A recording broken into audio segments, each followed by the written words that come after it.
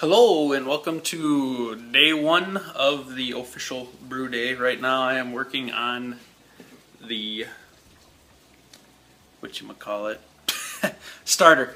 Doing a 2-liter starter for this one. We'll go look at Beersmith in a while and I'll show you why I'm doing a 2-liter starter.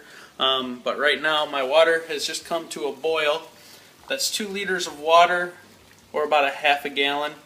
And I was always taught to do my starters 1 for 1. So I do, basically it's a half a gallon of water, right around 2 liters or 2,000 milliliters, however you want to break it down, and a half a pound of DME, or, you know, this is 8 ounces, it's a little over 8 ounces. So I'm going to add that in, get that going, keep it from boiling over, and then we'll go take a look over at Beersmith. So we'll be back in just 1 second. Alright, so needless to say, I almost had a boil over with the starter.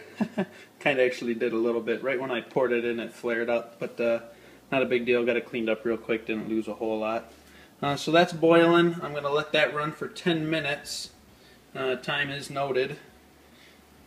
We're just going to let that simmer away, get everything sanitized, but we'll come over here and look at Beersmith. Now, come over into the starter, I don't know, focus, there we go. Alright, so I'm using the White Labs Cream Ale Blend yeast, and then here you can see the package date. Now on White Labs packets they say the best by date. The best by date is 4 months after the vial is packaged, and I'm sorry I'm so shaky. I'll try and set this down so it's not so bad. So I plug that in there, and that determines your viability and also helps in determining the size of the starter you need. So, alright, let's see here. As you can see, for my brew here, this cream ale, it says I need 172.7 billion, and just in that pack alone there's 61.3. So I fudged with the numbers a little bit. I don't have a stir plate yet. If I had a stir plate, I would check this box here, and that changes things greatly. I don't have one yet, so I'm just doing a good old let it sit and brew, and I'll give it a shake every now and then when I walk by throughout the day or the rest of the night. But a 2-liter starter will give me 159.4 billion. That's close enough. I'm not going to make it any bigger. And then you got some additional information down here that we're not going to worry about.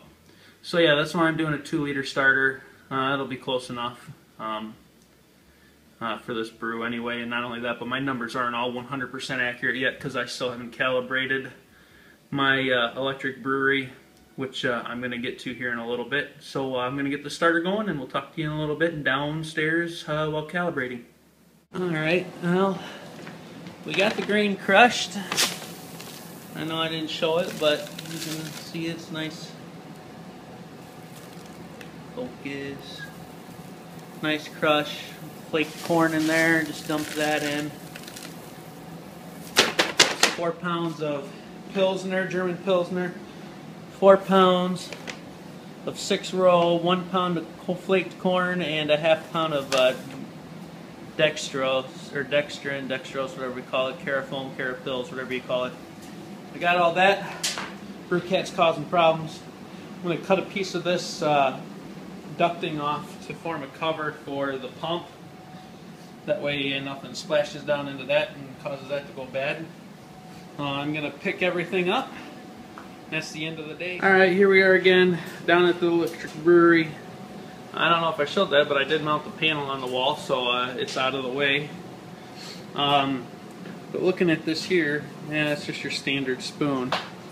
Your standard brewer spoon that we use. But I have calibrated it to work with the boil kettle with everything in it except for the coil. So what we have here, that's 3 gallons of water, 4, 5, all the way up to 9. Just got that marked out, that's all set. So what I'm going to do tomorrow to calibrate my mash tun for the brew day is I'm going to pump water through the pump, all these lines, through the coil, and then start, once it starts to come out of here, actually what I want to do is I'm going to fill it up to the bottom of the screen, and I'm going to do all of this from the water that's in there. I'm going to determine how much water I have in here based on how much I've taken out of my HLT boil kettle. plain simple math subtraction, then I can tell. But what I got to figure out is how much dead space I have. So the space underneath the false bottom, plus all the space in the lines, the coil, and right up until it starts to come out of the sparge arm here is considered dead space. So I got to figure that out. And so what I'll do tomorrow, when I start brewing and I've got full control of the panel so things are easier to control, is I will pull water off the HLT boil kettle, and I'm actually going to take this line here, which feeds up through the bottom, and I'm going to put it on my outflow, and I'm going to fill it up just until I see water right at the false bottom. Then I'm going to stop the water, stop the pump and everything. Reconnect this hose back to here. I'll put the coil, the HLT coil with its connections on, and I'll fill that up and I'll pump water through there just until I see it coming out of the sparge arm. Then what I'll do is I'll take my handy dandy little stir stick here that I've worked on. Sorry about cameras all over the place. I gotta finish cleaning stuff up here. Just dip it in, see what the difference is, and I will know how much dead space I have exactly. And then after the dead space, once I get it all plugged in the Beersmith, it'll tell me exactly how much I need to add for sparging, including the, not for sparging, for the mashing, including the dead space. So we'll get that all figured out tomorrow on brew day, but I just want to get that done for now. This is 9 gallons of water I will be using. I'm going to leave it right in the boil kettle tonight and let it off gas, let as much of the chlorine off gas as I possibly can. This is a vented lid, so get as much of that out of there, and then tomorrow on brew day will be, I'll do the process I just showed you, or was just talking about, and we'll get brewing with this thing. I'm really excited and looking forward to it, and I hope you all will all enjoy. Cheers. So I hope you guys have all enjoyed this journey so far. Tomorrow is Saturday the 13th. We'll be brewing sometime in the evening, and I'll be shooting video of it as well. But if you have me on Uvu, go ahead and jump on. I'll be on at some point, and I'll kind of let everyone know as best as I possibly can through YouTube or whatever. But hop on, keep an eye out. I'll hop on one as soon as I can, and we'll get brewing. So I hope everyone had a good one.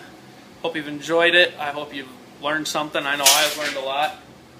And we will talk to you later. See ya.